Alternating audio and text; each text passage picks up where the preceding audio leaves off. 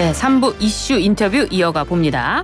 윤석열 대통령이 국무총리와 비서실장 후임을 두고 장고를 이어가고 있는 가운데 더불어민주당 이재명 대표 첫 공식 회동을 앞두고 있습니다. 관련해서 더불어민주당 충남 공주 부여 청양 당선인인 박수현 전 청와대 국민소통수석 연결해서 자세한 이야기 나눠보도록 하겠습니다. 나와 계십니까? 네, 박수현입니다. 정말 당선을 축하드립니다. 예, 감사드립니다. 네, 20대, 21대 총선에서 고배를 마시고 이번에 승리해서 국회로 가시게 됐는데요. 남다르실 것 같아요. 기분이 어떠십니까? 뭐 20대, 21대 낙선은 예정했고 계획했던 것이어서요. 아, 그래요? 아니, 왜 그러냐면 네. 19대 공주시 단독선거구의 국회의원이었다가 네. 공주시보다 훨씬 더 보수적인 부여청양이 합구가 됐는데 예.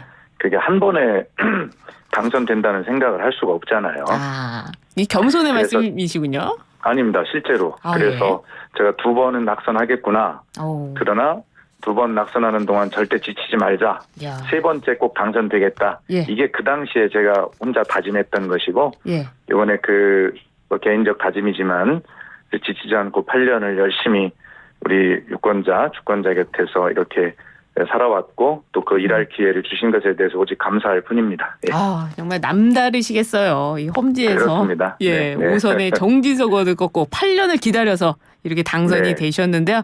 정말 다시 한번 축하드리고요. 네. 예, 이번에는 지난주 YTN 라디오와의 인터뷰에서 정부와 여당이 야당의 합치를 제한할 일 없다 이렇게 말씀을 하셨는데 그 사이에 윤석열 대통령과 이재명 더불어민주당 대표 회담을 앞두게 됐습니다. 네. 윤석열 대통령이 입장을 바꿨는데요. 일단 그 이유가 뭐라고 생각하세요? 그러니까 지난번에 그 총선에 대한 그 대통령실의 입장 네. 이런 것들을 발표하는 것을 보면서 윤석열 대통령이 과연 변할 가능성이 있을까? 뭐 이 총선의 민심을 제대로 읽고 있나라고 네. 하는 것에 대해서 굉장히 회의적으로 느꼈죠. 총선이 끝난 다음 날인가 바로 그 대통령 비서실장 명의의 그 짧은 그렇죠. 56글자 입장이 나온 것을 보고 예. 아니 이런 정도의 민심을 대통령 비서실장이 이야기해야 되는가? 그것도 이해가 안 갔죠. 청와대 네. 근무했던 저로서는. 오. 그래 기다렸습니다. 예. 대통령이 대국민 메시지가 나왔어요. 그런데 거기에 뭐라고 돼 있습니까? 국정의 방향은 옳은데 그러나 국민께서 체감하시지 못하도록 하는 것은 잘못이다. 예. 뒤집어 보면 나는 잘하고 있는데 왜 국민께서 이걸 저를 못한다고 하시죠? 이런 의미잖아요. 예. 지난 강서구청장 재보궐선거 때 국민의 말씀은 항상 옳다라고 윤 대통령이 그렇게 이야기하면서 그 선거에서 맞은 회초리의 네. 값으로 국정을 변화할 그런 어떤 움직임을 보였잖아요. 그런데 변화하지 않았으니까 이번에는 몽둥이를 맞았다고 언론이 이렇게 표현을 하는 거 아닙니까? 네. 그런데 그에 대한 변할 수 있는 마지막 기회인데 그에 대한 대국민 메시지를 보면서 국정 방향은 옳다라고 하시는 걸 보면서 아 이게 변할 가능성이 없구나. 그렇다면 지금까지 온 거 되풀이되는 수밖에 없지요. 그래서 제가 그때 인터뷰에서 그런저런 사정들을 보고 아 정말 큰일 났다라는 심정으로 말씀을 드린 겁니다. 예. 그러나 이제 예. 이재명 대표와의 뭐 회동, 영수회담 뭐 이 형식은 저도 그날 요구를 인터뷰를 했죠. 예. 했는데 이것이 이제 됐는데 문제는 저도 이제 지켜보는데 형식적인 회담이 될 거냐 아니면 진짜 국정 운영의 방향 기조를 정말 진정성 있게 한번 바꿔보려고 야당 대표에게 설명도 하고 네. 그런 걸 갖느냐 하는 것은 내용을 지켜봐야 합니다. 아, 지켜봐야 된다. 그래도 이 여야 협치 신호탄이 될 수도 있다. 대통령이 그렇게 바뀌라 했는데 이제 좀 바뀌나 보다 뭐 이런 기대를 하시나 보네요. 아니 그러니까 아니에요. 지금까지 당연히 했어야 될 일을 하는 건데 네. 그걸 가지고 칭찬하거나 큰 기대를 할 수는 없고요. 아, 기대할 수 없고. 일단 예. 지켜봐야죠. 일단 지켜보자. 알겠습니다. 내용을 봐야 됩니다. 아, 그래요. 그 첫 회담에서 어떤 의제가 테이블에 오를지 그것도 주목이 되는데요. 이재명 대표가 공약으로 내세웠던 민생 회복 지원금 25만 원 지급 그리고 네. 또 지금 국회에서 내놓고 있는 최상병 특검법 처리 이거에 대해 네. 언급을 할까요? 저는 당연히 해야 한다고 보고요. 예. 그것은 대통령이 지난 강서구청장 재보궐선거와 이번 총선의 민심에 답하는 의무라고 생각합니다. 그뿐만이 아니라 예. 이태원 참사 특별법 처리해야 되고요. 네. 그다음에 최상병 특검법 처리해야 되고 또 그 세월호 문제에 대해서도 마찬가지예요. 예. 이게 엊그제 그 뭐 10년이 지나서 의료 지원의 기간이 됐다고 의료 지원을 뭐 중단한다 예. 이제는라는 기사를 제가 본 적이 있는데 이게 도대체 나라입니까? 라고 한 이야기를 하는 것이죠. 그래서 저는 그런 문제 대통령이 빨리 정리를 하고 예. 22대 국회의 문을 열어야 그게 진정성이 있는 반성이고 국정 방향의 전환 아니겠어요? 예. 네, 그런 일들을 반드시 주제에 올려서 해야 한다고 생각해요. 예. 예. 아, 그렇군요. 그 세월호와 관련한 그거는 이제 아마 그 본회의로 제가 회부된 걸로 알고 있는데 뭐 네. 법안이 처리가 될 거라고 생각이 들고요. 네. 윤석열 지금 뭐 청와대 한번 계셔 보셨으니까 지금 네. 이 상황 속에서 대통령실의 분위기가 어떨 것 같습니까? 대통령실의 분위기라는 게 있을까요? 없어요? 자괴감만 있을 것 같습니다. 자괴감. 왜냐하면 지금까지 대통령실이 이렇게 우왕좌왕하는 것은요. 네. 참모들은 왜 의견이 없겠습니까? 의견을 내지만 결과적으로는 대통령이 수용을 안 하니까 이런 상황이 생기는 거 아니겠어요? 예. 만일 이번 총선 이후에 나온 대국민 메시지를 참모들이 그렇게 하셔야 된다고 메시지를 그렇게 건의했다면 네. 그건 참모의 자격이 없다고 생각합니다. 아, 지금 참모들은 자격이 없다. 참모들은 민심과 더 가까이 있어야 되잖아요. 그렇죠. 그리고 그 민심을 대통령께 전달해야 되지 않습니까? 저는 지금 참모들을 믿는 게 적어도 그런 민심을 가감없이 전달은 하고 있다고 저는 생각을 해요. 믿어요, 그렇게. 예. 그러나 그것을 대통령이 수용할 수가 없는 거죠. 그러니까 그런 참담한 메시지가 나오는 거죠. 예. 그래서 예. 여당 내에서도 신문 기사를 보면 여당 내에서도 한 사람만 변하면 된다라고 하는 자조적인 목소리가 나오는 것 아니겠어요? 예. 지금 국민의힘에 당선되신 분들도요. 선거를 치르면서 지역에서 이런 민심을 심각하게 들었을 거예요. 예. 그래서 이 당선자들의 입이 열리기 시작하면 더 대통령실이 궁지에 몰리게 될 겁니다. 그래서 그렇게 여당 내부에서 자중질환으로 네. 또 야당의 어떤 요구로 이렇게 대통령이 변하는 것이 아니라 이번 이재명 대표와의 영수회담에서 예. 확실하게 민심의 회초리를 정말 따갑게 받아들이고 나부터 변하겠다. 야당이 좀 도와달라. 네. 어떻게 했으면 좋겠냐. 이렇게 야당의 의견을 구하는 대통령의 자세가 네. 저는 다른 것이라고 봅니다. 그렇군요. 오늘 뭐 언론과의 인터뷰에서 윤석열 대통령이 정치하는 대통령으로 좀 변하겠다. 뭐 이런 입장도 내놨다고 하는데요. 또 기대를 해보도록 하고요. 말씀 주신 대로. 네. 예. 네. 여당 내 낙선자 모임에서는 정말 그 민심을 들어야 된다. 이런 처절한 목소리도 나왔다고 합니다. 알겠습니다. 또 윤석열 대통령이요. 새 국무총리와 비서실장 인선을 두고 장고를 이어가고 있는데요. 이번 회담에서 이 인선 논의할 것으로 보세요? 아마 이제 박영선 총리 기용설, 네. 양정철 비서실장 기용설로 이제 불거진 논의들인데 예. 예를 들어서 이 대통령이 진짜 변화한다는 그런 차원에서 이 장고 끝에 정말 이 거국적으로 내각을 운영하고 이렇게 해야 되겠다는 생각이 들면 네. 그 문제를 이재명 대표와 상의를 해야죠. 그래서 네. 야당 인사도 폭넓게 기용하겠다 그러면 그것을 마치 한두 명의 야당 인사 빼가기의 그런 것 같은 형식이 아니라 야당 대표에게 예. 그러면 국회에서 야당이 좀 중심이 되어서 국회에서 총리 후보를 추천해달라라든가 예.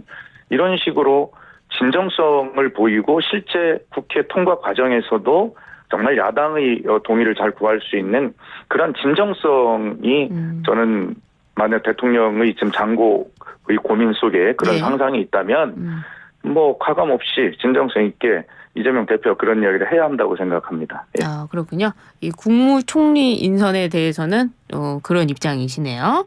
그 네. 비서실장은 좀 다르지 않습니까? 그 청와대도 계셔 보셨으니까 비서실장은 대통령과의 관계 속에서 대통령이 정한다 이렇게 볼 수도 있는데 그렇겠죠. 그렇죠. 예.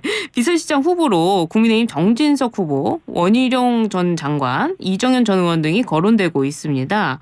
윤 대통령 결심에 따라 또 제3의 인물도 나올 수도 있다고 보이는데요. 네. 계셔 보셨으니까 또 경험상 어떻게 결정되고 또 어떻게 될 것 같습니까?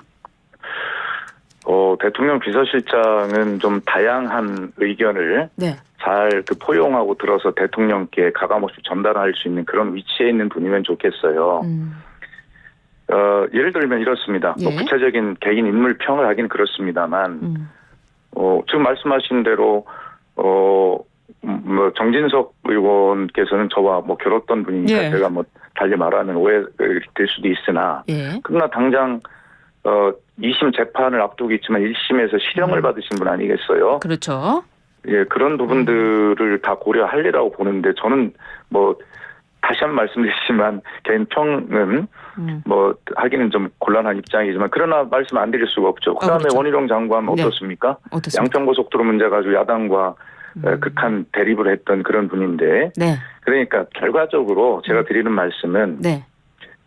대통령의 인사권이라 하더라도 좀 상식적인 선에서 보면 좀 수용이 될 수 있는 그래서 어떤 대통령실의 운영에 대해서 국민과 야당도 좀 기대를 좀 걸어볼 수 있는 네. 이제 그러한 어떤 선택을 한 것. 예. 또 그래서 저는 대통령께서 좀 깊이 장고를 하시는 거 아닌가 기대를 해보는데 네.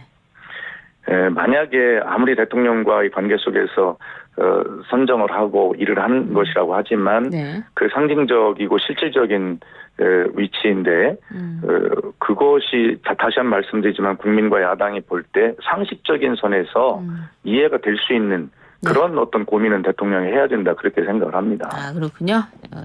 친한 것이 아니라 상식적인 인물을 좀 선정해야 된다 이 말씀이시네요. 그렇습니다. 네. 이 주말 사이에 더불어민주당의 주요 당직 개편이 있었습니다. 신임 네. 사무총장의 김윤덕 의원, 정책위 의장의 진성준 의원이 선임됐는데요. 어떤 의미로 볼 수 있을까요? 뭐 저는 둘 다 그 인선이 참 잘 됐다 이런 생각을 합니다. 네. 제가 개인적으로 19대 때부터 의정 활동을 같이 했던 동료 의원이라서 그런지 모르지만 네. 우선 이번에 그 총선의 결과를 보면 전통적인 민주당의 정말 지지 세력이라고 할 수 있는 호남에서 비례대표 선거의 결과를 보면 민주당이 그 호남에 대한 진정성 있는 어떤 이런 일들을 네. 정말 해야 된다고 들잖아요. 뭐 그게 고려됐는지는 모르지만 네. 그러나 사무총장의 그 김윤덕 의원을 호남의 인물로 그렇게 한 것은 좀 뭐 당연히 잘했다 보고요. 예. 또 진성준 의원은 당의 뭐 내노라 하는 전략 기획의 그런 어떤 정책통입니다. 그렇기 네. 때문에 또 수도권 출신이 서울 출신이고요. 그래서 정책위 의장의 진성준 의원은 아주 적합한 인물이다 이런 생각을 하고 있습니다. 아, 그래요. 일부에서는 친명들로 채워진 거 아니냐 또 이런 얘기도 있는데 어떻습니까? 아니 그건 뭐 당연히 예를 들어서 저는 우선 첫째 당에 개파가 없다고 생각합니다. 지금 네. 민주당의 이재명 대표가 저희 당의 당대표인데 다 친명이지 비명이 어디 있습니까? 그렇군요. 그래서 친명, 친문 예. 뭐 이런 어떤 개파 프레임은 언론이 기사거리로 여러 가지를 뭐 할 수 있는 것이지. 예. 예를 들어서 저는 문재인 대표 시절에 뭐 친문이냐 비문이냐 따지면 저는 비문 쪽에 가까웠죠. 네. 그러나 결과적으로 대통령께서 저를 첫 청와대 대변인과 마지막 국민소통수석으로 발탁하시고 또 열심히 제 능력껏 일을 하는 거 아니겠습니까? 예. 근데 뭐 저는 오로지 네. 우리 당의 개파가 없다고 항상 주장을 해왔고요. 예. 그렇게 당을 위한 충정, 그 당을 위한 충정이 당의 이름으로 국민을 위해 섬기는 것 아니겠습니까? 그런 측면에서 저는 당에 개파가 없다. 두 번째, 지금 이재명 대표니까 친명이 아닌 사람이 어딨냐. 그다음에 예. 오로지 개파가 있다면 저에게 묻는다면 친민이다 이렇게 얘기를 하는데 예. 그래서 민은 민주당이기도 하고 국민이기도 하다. 아. 그래서 예. 요즘에 보니까 보수 언론이 당에 마치 그 친명과 뭐 친문의 예. 무슨 뭐 이런 갈등이 있는 것처럼 이야기를 하지만 갈등이 없으니 갈등이 있으라고 호소하는 갈등 호소 기사 아닙니까? 그렇게 보이시군요. 저는 그렇게 생각합니다. 그래요. 네. 근데 또 언론에서 이 당선인님과 조국 대표가 만난 사진과 함께 친문 20명, 이재명 지지층을 못 믿는다. 뭐 이런 기사를 썼어요. 아니 그러니까 그게 예. 갈등을 조장하는 거지.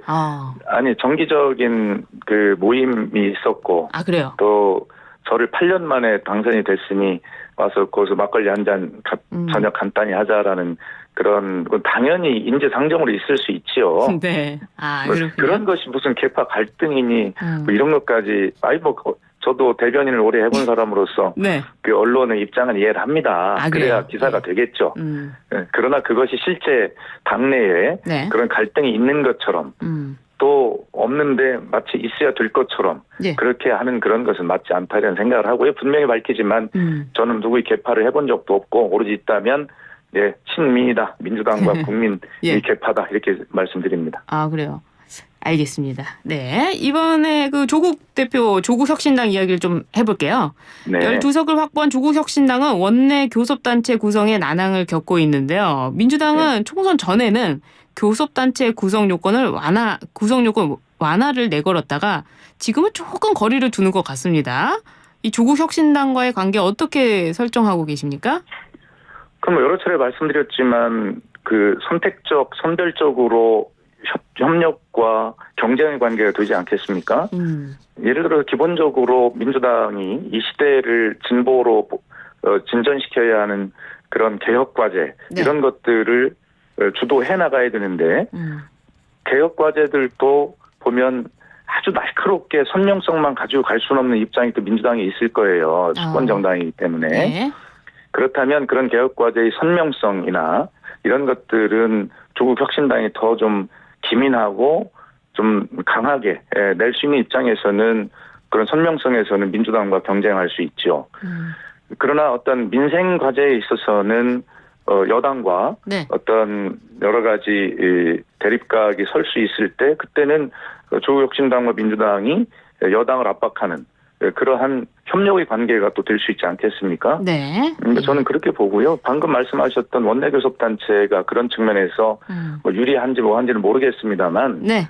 뭐 그건 조국 혁신당이 알아서 할 일이고요. 거기에 민주당이 어떤 뭐 이렇게 한다 저렇게 한다 관심을 갖는다거나 그것은 총선 민의의 결과를 왜곡하는 곳에 민주당이 앞장서는 것이죠. 네. 하여튼 뭐 그 민주당이 조국 혁신당의 원내교섭단체 구성에 관해서 뭐 관심을 갖는 것이 어떤지 뭐 제 개인적으로 그런 입장을 뭐 밝히는 것에 불과하지만 저는 개인적으로는 그런 생각을 가지고 있습니다. 그렇군요.